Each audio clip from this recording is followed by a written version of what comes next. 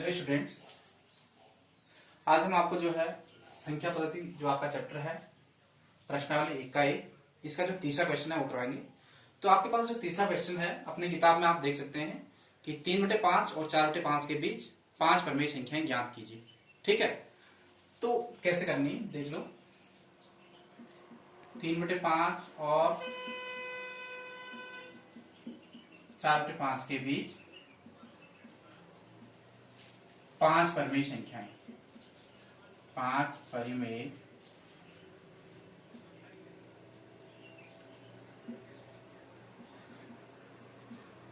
संख्याएं। ठीक है, तो आपको कहा था मैंने कल, तो हमारे पास जैसे अलग से संख्या दे रखी, जैसे 2 4 है या 5 6 है, ऐसे दे रखा है, तो उसको हमने परमेय संख्या के रूप में सबसे पहले लिखना है। यदि उसके बट्टे में कुछ नहीं है तो हमने 1 लिखना है। लेकिन हमारे पास यहाँ पे 3/5 और 4/5 दे रखा है, तो इसमें हम इस प्रकार से करेंगे। देख लो, 3/5 और 4/5 देखा है। ठीक है, तो मैंने आपको कहा था कि 5 परमेय संख्याएं निकालनी है, तो हमें 5 + 1 बराबर 6 से इसके अंश और हर दोनों में गुणा करना पड़ेगा। दोनों के 6 से गुणा करना पड़ेगा। तो देख लीजिए, 6 से गुणा करेंगे 3 × 6 और 5 × 6। ठीक है, ये हो गया, लीजिएगा 4 × 6 और 5 × 6। तो ये संख्या हमारे पास जो बनती है परमेय संख्या, ये बनती है 18/30 और 4 × 6 है, 4 × 6 और 5 × 6 है। ठीक है, ये बनता है 6 चौक कितना होता है 24 हो गया, और 5 × 6 = 30। देख लो दोनों में हर समान है, 5 × 6 = 30 और 5 × 6 = 30। ठीक है, तो 18/30 हो गई, 24/30 हो गई। ठीक है, तो हम इसके बीच जो संख्या निकालेंगे, इन दोनों के बीच हमें निकालनी है।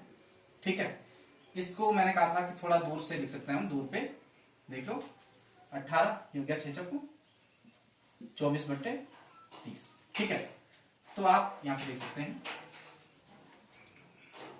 ये देख लीजिए 18 और 24, 18 के बाद आ जाएगा 19/30, ये जाएगा 20/30, 21/30, 22/30, 23/30। तो 1 2 3 4 5 हमने यही संख्या निकालनी थी, 5 संख्या। ठीक है, तो ये लिख लो, ये 24/30, 18/30, इसके बीच 5 परमेय संख्याएं, 19/30 हो गया, 20/30, 21/30, 22/30 और 23/30। ठीक है, तो हम लास्ट में लिख सकते हैं, देख लो क्या लिखना हमने, अतः 3/5 और 4/5, 3/5 और 4/5 के बीच 5 परमेय संख्याएं, परिमेय संख्याएं। ठीक है, तो ये हो जाएंगे 19/30, 20/30, 21/30, 22/30 और 23/30। ठीक है, 1 2 3 4 5 संख्या इस प्रकार से। तो ये आपका क्वेश्चन सॉल्व हो गया है। इस प्रकार से आपको हल करना है। कहीं पे कोई ऐसी दिक्कत होती है आपको तो आप पूछ सकते हो, तो इस प्रकार से आप इसको हल करेंगे। तो आपने ये कर दिया होगा, इसको हम मिटा देते हैं।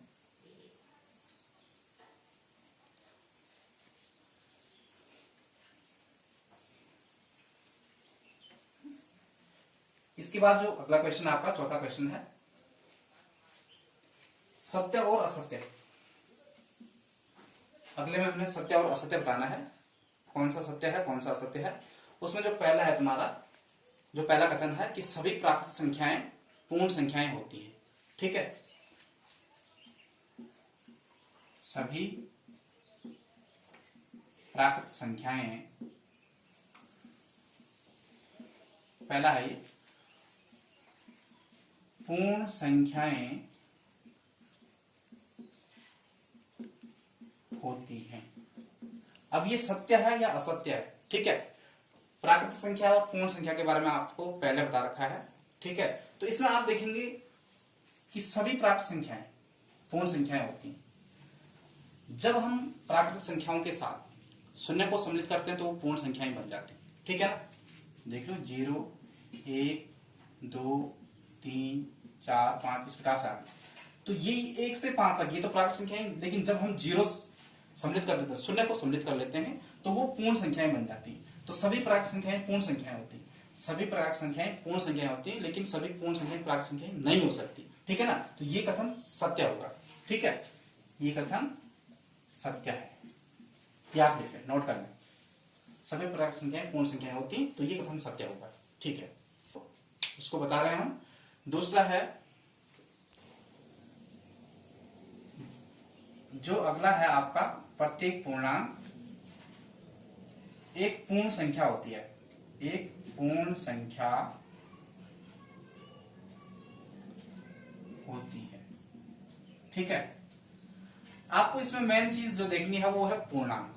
पूर्णांक में धनात्मक संख्याएं, धनात्मक पूर्णांक आते हैं, ऋणात्मक पूर्णांक आते हैं, और ये इधर की जो संख्या रेखा मैंने बताया था, इधर की संख्याएं क्या होती हैं, धनात्मक होती हैं, और इधर की संख्याएं, बाईं तरफ की संख्याएं ऋणात्मक होती हैं, और दाहिनी तरफ की संख्याएं जो होती हैं वो धनात्मक होती हैं। तो इसमें आप देखेंगे कि प्रत्येक पूर्णांक एक पूर्ण संख्या होती है।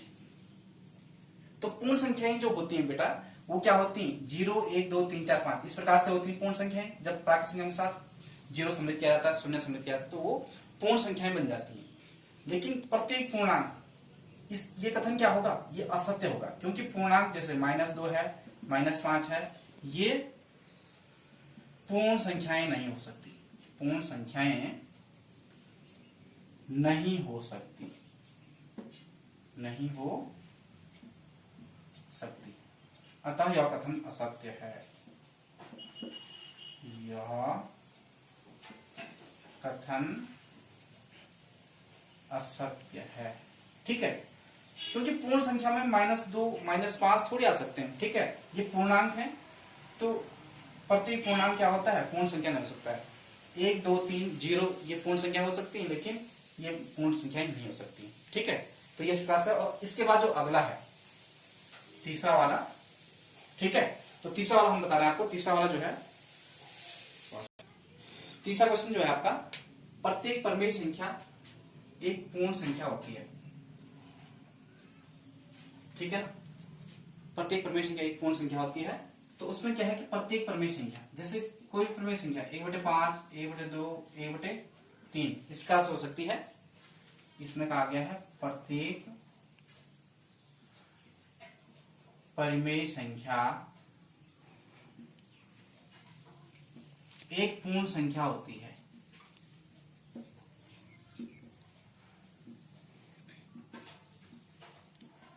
ठीक है। तो प्रत्येक परिमेय संख्या, ये इस प्रकार से परिमेय संख्या होती है जिनके हर में शून्य नहीं होता, आपको पहले से बता रखा है।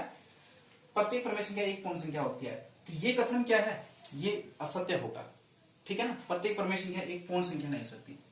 जैसे 0 2 3 ये तो पूर्ण संख्या है, लेकिन ये परिमेय संख्या है, तो ये कथन असत्य होगा। ये कारण है इसका, इस प्रकार से आपको करना है।